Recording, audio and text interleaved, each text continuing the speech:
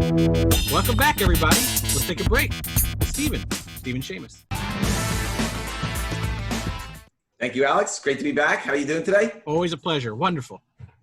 Welcome to all the folks out there in podcast land. I hope you've been enjoying the show. I think we've seen the ratings steadily increase each week. We see our viewership going up. If you have any comments, please leave them for us, and we'll address them at a future show.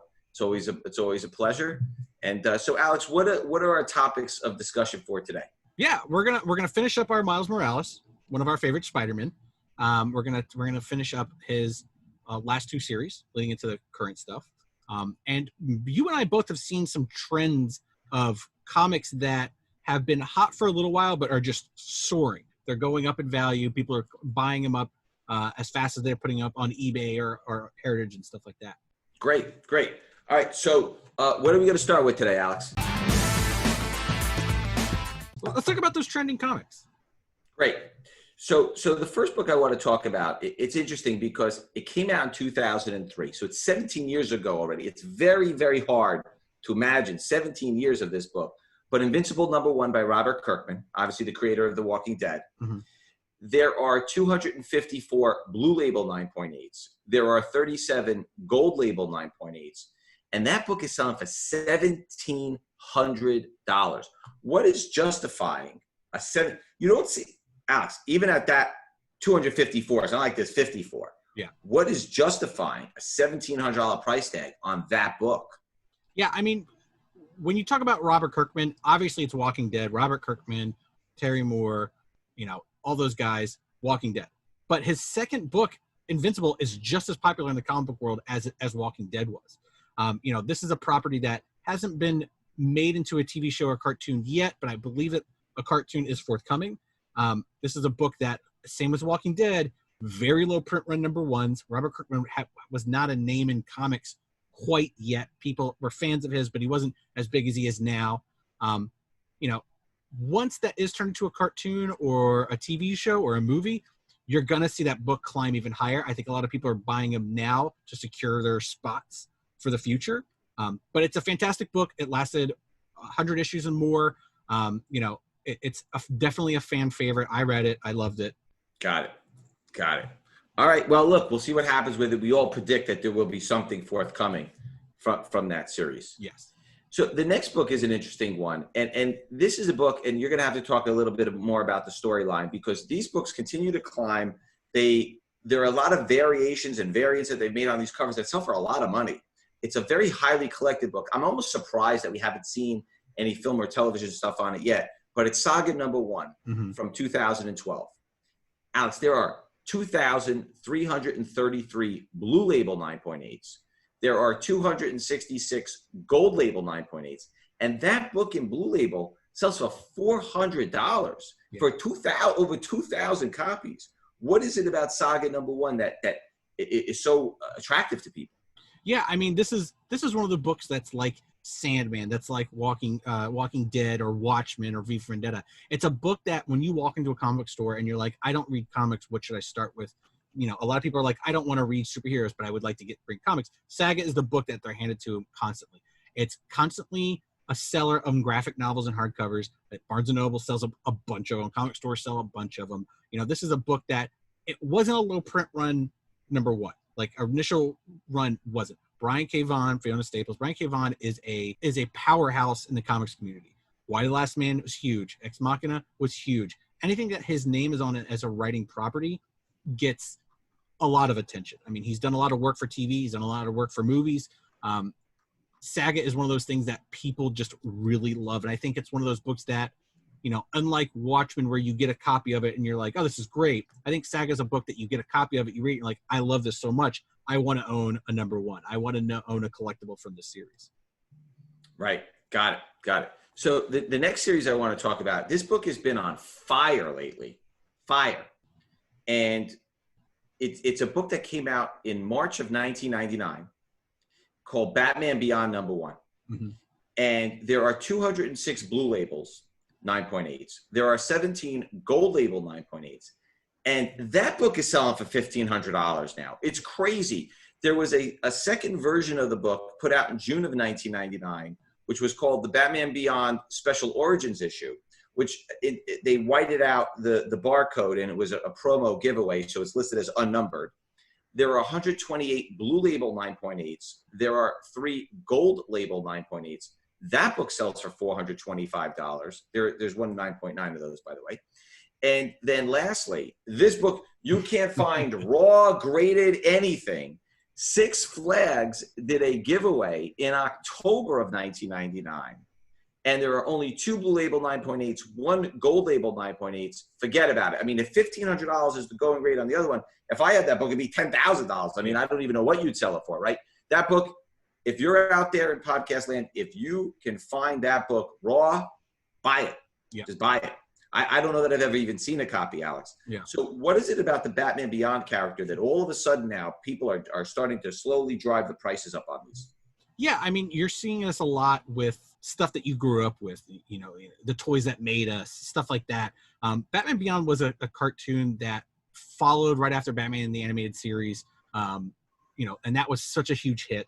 Batman Beyond takes place after that. Obviously, it's a future Batman version, new characters. Bruce Wayne's in there. Around that time, Warner Brothers was doing, you know, Justice League Unlimited, Batman New Adventures, Batman Beyond. They weren't doing long runs. It was 3 seasons done.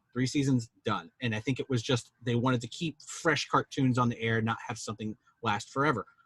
This is one of those things that Batman Beyond, when the comics came out, again, it was an animated series for kids. The comics were made for kids. It was an animated comic. So, you know, just like the Harlequin Batman Adventures stuff, it's very hard to find those books that aren't tore up, especially Six Flags book. Six Flags, you go during the summertime. You're hot, you're sweaty, you fold it up, you throw it in your bag, you give it to mom and dad. You don't care about those books. You know, they probably mostly ended up in the trash. And Batman Beyond, Terry McGinnis went from just a cartoon that people loved. Now he's in the regular DC mainstream universe. He's in the new Batman comics. You know, he's a pivotal character in comics right now. And you haven't seen him on the big screen or a new kind of version of him on like an animated series, but it's coming. He's a huge fan favorite. Yeah, for sure.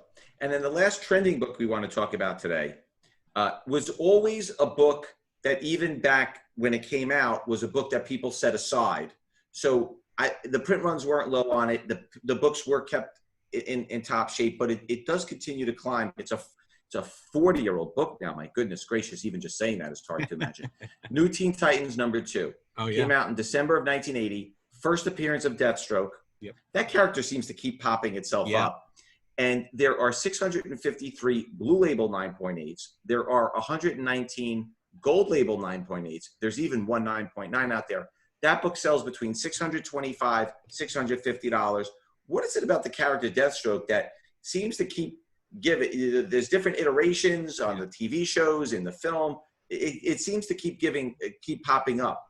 My name is Slade Wilson.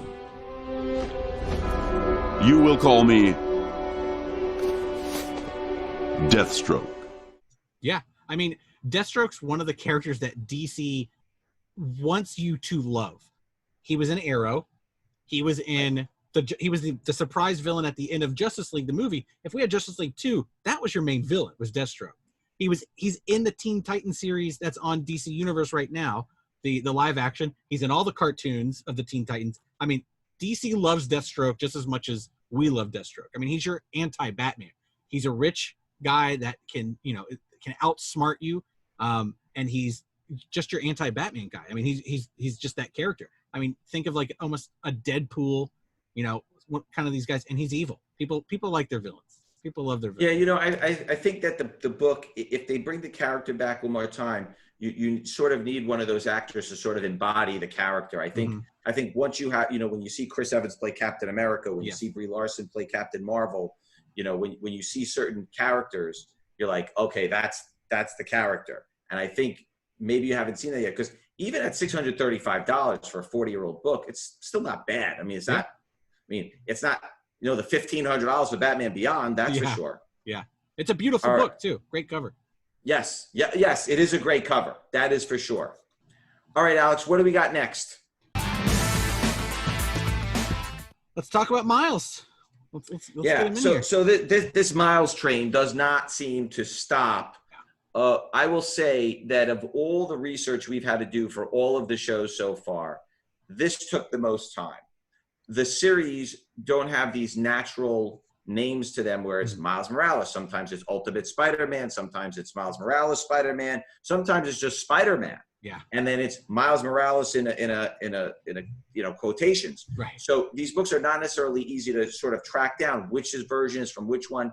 Also, during my research, some of these incentive variant covers are not just straight up 1 in 10s, 1 in 20. Some of them are like, order this book, and then you could order as many as you want of this one, or order this one. And so you don't really know. Whereas if you know a book had a 50,000 print run, and you know a book is 1 in 50, you know that there's 1,000 copies of the variant, or maybe less, depending on how evenly distributed the books were. You have some sense of the numbers. Yeah. But you don't really have any sense of a number when you just get one big giant number of sales, and you say, okay, if you ordered 100% more of this book, then you can order what you want in this book. You don't know what's out there.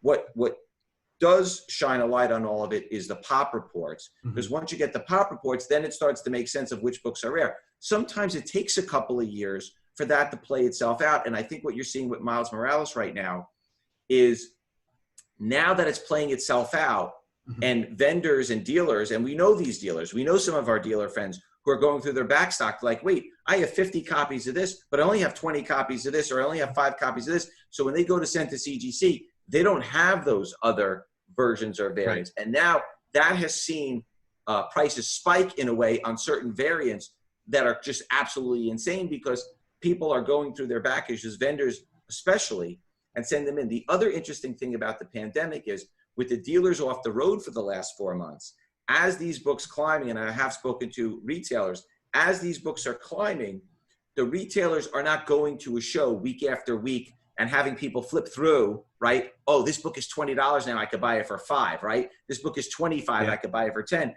You went from here to here with nobody picking through your boxes. Right. And now you're a dealer, you're going through there and you're like, wait a second, I don't have any copies of this book, or I have a lot of copies of this book. And the pop reports are starting to bear out the full scope of it all. So this is going to be a very, very interesting portion of the show. Pay very, very close attention, because it is not easy to see what's out there. And I think we're going to uncover a few surprises for you. And if you're smart, there's still a few bargains out there, especially if you could buy raw books. And there are comic shops like Midtown that do sell back issues that you can go in and, maybe start digging through and get some of these rare versions. All right, you ready, Alex? I'm ready.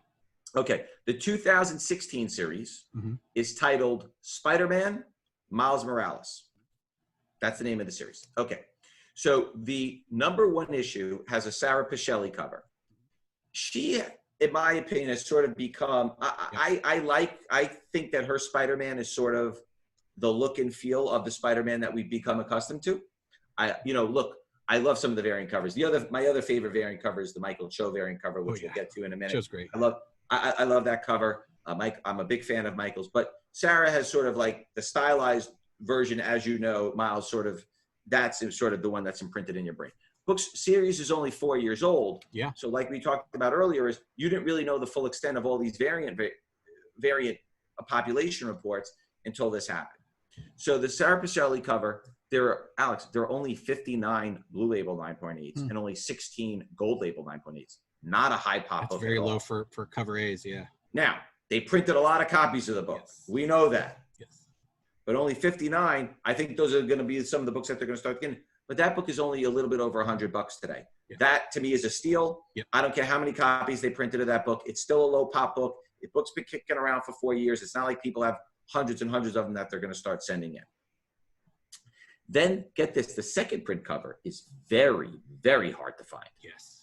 That's a hard to find. And I think part of it is what we talked about recently, which is if you've got 6 or 7 or 8 different versions of #1 and they weren't all incentive-based, they were like, oh, order 100% of this book and order whatever you want. I had 100 of this cover, 100. All of a sudden, when it came time to order the second print, even though it was a sellout at the time, I don't know how highly ordered that second print was. Right. There's very, very little blue labels or gold labels on those. So the second print cover, Alex, 5 Blue Label 9.8s, 0 Gold Label 9.8s. There's no pricing on it. Try to find one. Yeah. Not easy. Even raw, they're not easy to find. So that's the next one.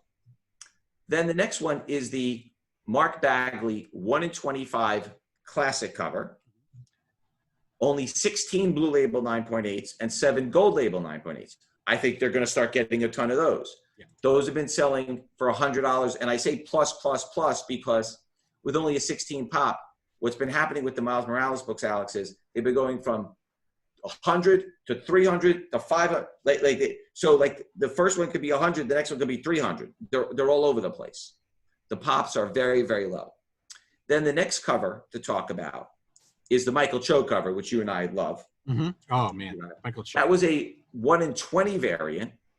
There's only 27 blue label 9.8s. There's only 7 gold 9.8 golds, and those have been selling for $400. Yeah. So those technically,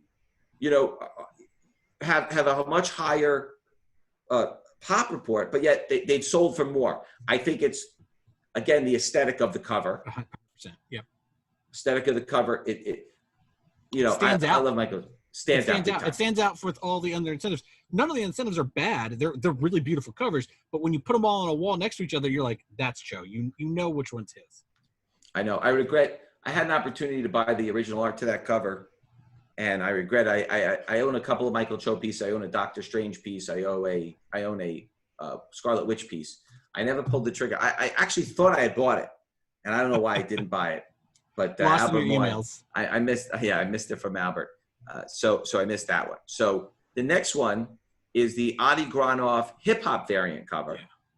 There are 44 blue label 9.8s. There are 21 gold label 9.8s. That book is selling for over $700 today. Wow. And some are priced at even up at $1,000.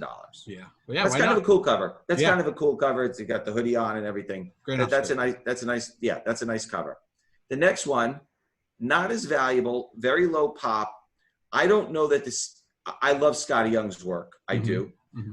But I think for this book and for the collectors shelling out the big hundreds and hundreds of dollars, I don't know that that's the cover that they're going to shell it out for, is the Scotty Young baby variant cover. Mm-hmm. It's a fun cover. It's a great little fun cover. There's people that collect just the baby variants. Yeah. Absolutely. And his work is great. Yeah. I think for the people that are shelling out the large dollars, that's not going to be necessarily the book. 17 blue label 9.8s, 10 gold label 9.8s. I don't know how many they're going to get submitted. I think if you're a vendor and you have those, that was one of those incentive variants, buy this and then you could order this. So it wasn't tied to a specific quantity. So there's 2 more versions I'm going to talk about that are basically impossible to find. And maybe you could talk about a Comics Pro a little bit, but there's a Comics Pro sketch version. Mm-hmm. There's 20 blue label 9.8s, 2 gold label 9.8s. They were selling for $100. Several copies traded for $100 back in March. Yep. Raw copies were $30 or $40. You can't buy a copy for less than $1,000 in 9.8 today, and raws are like $300. What is Comics Pro, and how is this book given out?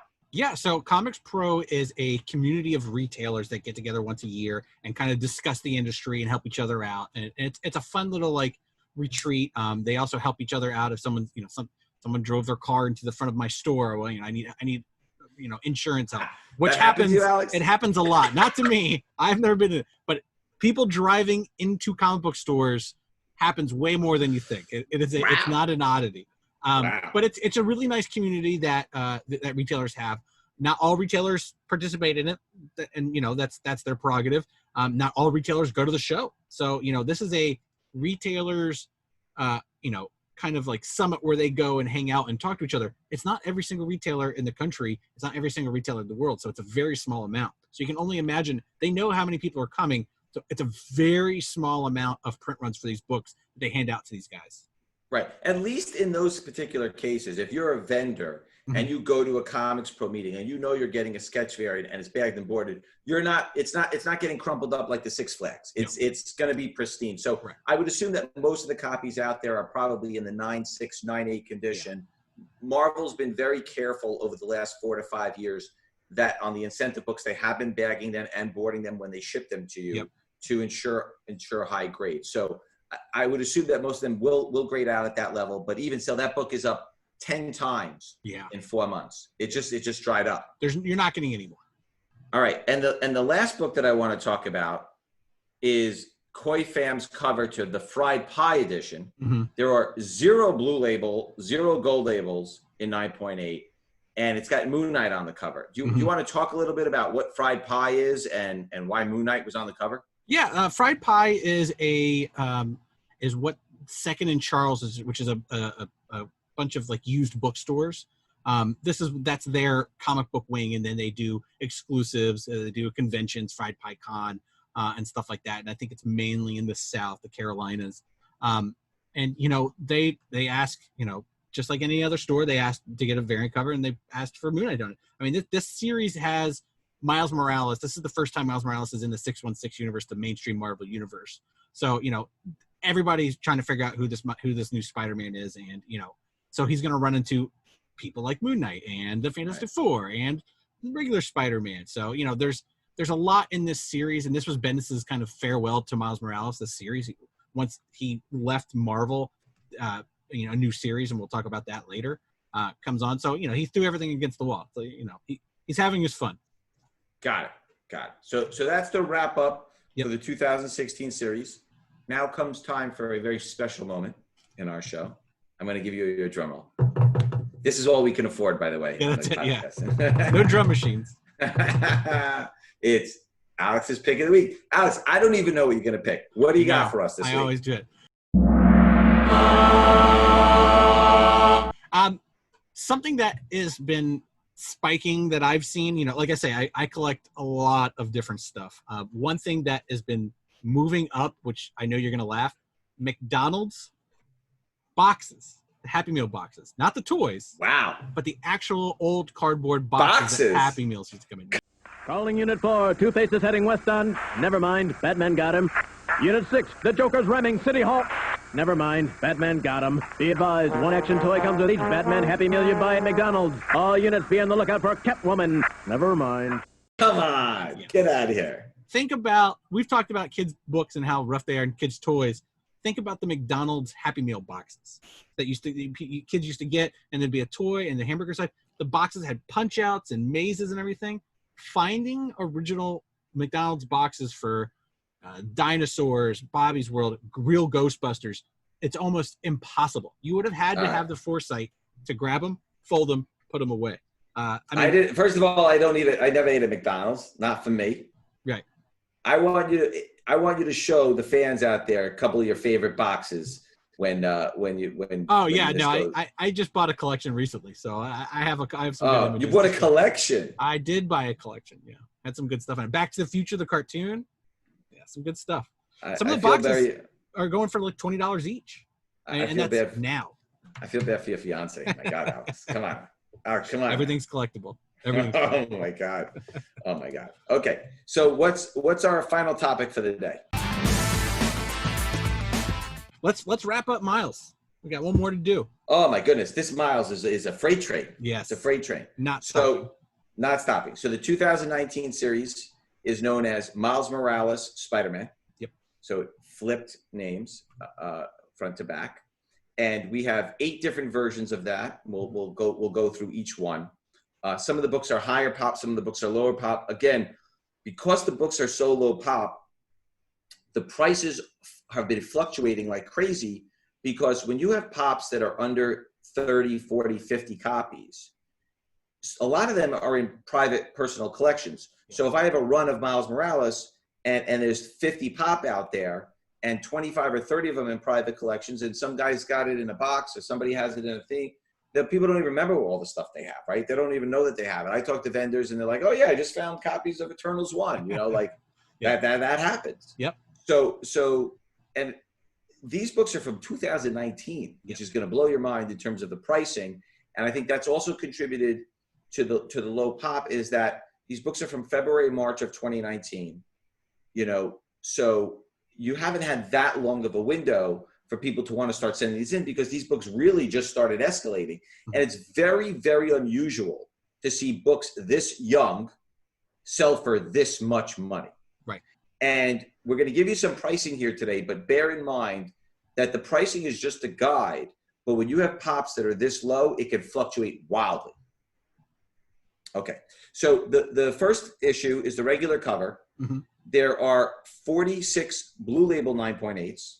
There are 3 Gold Label 9.8s, and that one sells for $250. Interestingly enough, Alex, that has around the same pop as the 2016 series, Mm-hmm. but yes, has been selling consistently for 2.5 times more. I don't know why. I don't know what the phenomenon is. I don't know what's causing that. It's got a Brian Stelfreeze cover. It's a very, very nice cover. It's a great cover. So that's just an interesting observation. Now that book is just skyrocketing. Yeah. Well, it also helps that book is now part of the more of a legacy numberings. So if you collected the Todd McFarlane Spider-Man run, issue 1, and you know when they stopped in the late 90s, and you're like, oh well, now the numbering started back up again. You want to get the rest of those books to finish your collection. So that helps. People want to go back and get them as soon as the legacy numbers started. People are starting to pick them back up. That's true. That's a good point, Alex. Mm-hmm. I hadn't thought of that one. Okay. The next 2 versions are the Clayton Crane versions. Now, Clayton has been selling his online exclusives, and I don't know if you've been following it. Everything is selling out in like 2 minutes. Yeah. It's crazy. He's amazing.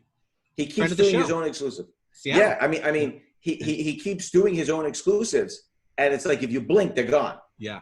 He's done some Venom stuff. It's crazy. So his stuff is absolutely crazy right now. More and more creators are doing that. You saw that with J. Scott Campbell. Yep. So the 2 Clayton Crane covers, there's a Virgin cover, there's a regular cover with the trade dress. The pops are too low. I have not been able to find any for sale. Yeah. But there's 25 blue labels on the Virgin 9.8s. There's 60 gold labels on the Virgin 9.8s. There are 28 blue label and 27 gold label 9.8s on the regular cover. I've searched around high and low. They must be in personal collections. Again, when you're dealing in the 20s, that is probably all personal collections. And remember, Clayton also sells some of these on his Facebook and website, which leads me to believe that if you can't find those signature series for sale, they're probably ones that he just sold direct, sold through his store, and then just sold out. He does do shows. Yeah, he probably holds some back. He probably has a bunch of them that he's holding back for shows. These guys got to make money when they're at shows, so he's probably got some.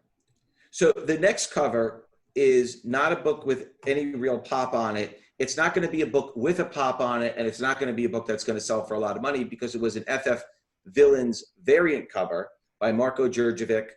There are 6 blue label 9.8s. There's 0 gold label 9.8s. Spider-Man's not on the cover. I don't imagine that people – look, Marco's great. Okay. It's a great looking cover, but it's got the FF Villains on it. I don't imagine that's a book that people are going to start sending in. And for CGC purposes, that's not going to be a book that people – maybe if you're a completist, if you want all the versions, yes, or you're a Fantastic Four fan, yes. Not going to be a book for the Miles Morales crowd. Right, correct.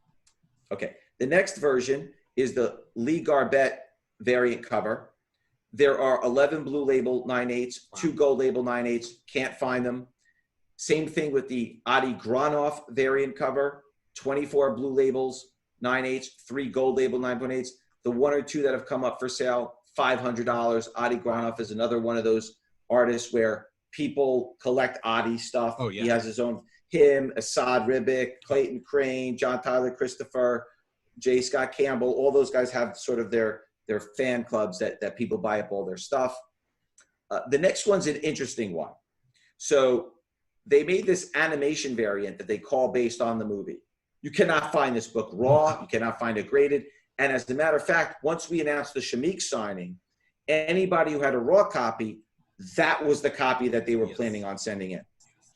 That was the copy they wanted to send in. It's a Javi Garon cover. It's a beautiful cover. 20 blue label 9.8s, 0 gold label 9.8s.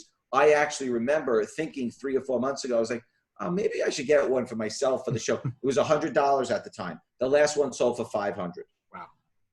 So maybe after this signing, you're going to see those yellow labels bump up a lot. I do think you're going to see some gold labels. If you're going to see any gold labels come out from this signing, I do believe you're going to see that one. There's another movie variant cover. Yeah. There's a really cool Mike McCone headshot. There's a Damian Scott cover. That looks great. Kills it. Yeah.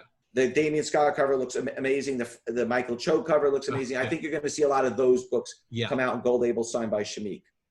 And then but again, you can't even find the book raw. Right. And maybe that's what's leading to these escalating prices, even on raw copies. I mean, when you have something and you go on eBay to sell it and you look at, hey, what's this going for? And you look it up and there's zero online, put it up for whatever you want. I mean, if there's no competition, put it up for whatever you want and see what happens. You put it up for $1,000 and someone's like, I'll give you $900 for it. Well, now that book's worth $900. Right. The pop is too low. Yeah. And then the last one, again, which we saw with the other series, is the second print. Yeah. Yeah. The Javi Garon second print. By the way, I bought one of Javi's covers to one of the later issues. It was a splash page that became a cover. Oh, wow. On one of the second printings, and it's a great piece of art. And I love Javi's work. Yeah. I think Javi has done an exceptional job of being able to capture Miles Morales. I actually think Javi's done an exceptional job. Not easy to follow up on Sarah, right? But Javi's done a great job. So the second print cover, again, 1 blue label 9.8, 0 gold label 9.8. The book is very hard to find even raw. I would go out there, try to get it, because again, if you send that book in, Alex, and you get a blue label 9.8, like you said, I'm gonna put up at $500. Yeah. Maybe somebody buys it because there's no pop on the book. Right. It's either you keep it, you have the only one up there, and it never sells. Sure, no problem. Or someone sells it for what you're asking for, and now that's what the book costs. All right, Alex, I think that covers it for today. We're going to do Miles Morales again next week. Is that? I think we're good to go. I mean, there's some things out there. You got Miles Morales at the end. You got a couple other books out there, but I think mainly we are finished. We've covered Miles. Yes. Okay, got it. So, is there anything else for this week? That's it. We're solid. Alex, it's been a pleasure. We will see you next week. Same bat time. Same bat channel. Thanks, everybody. Bye, guys. Thank you.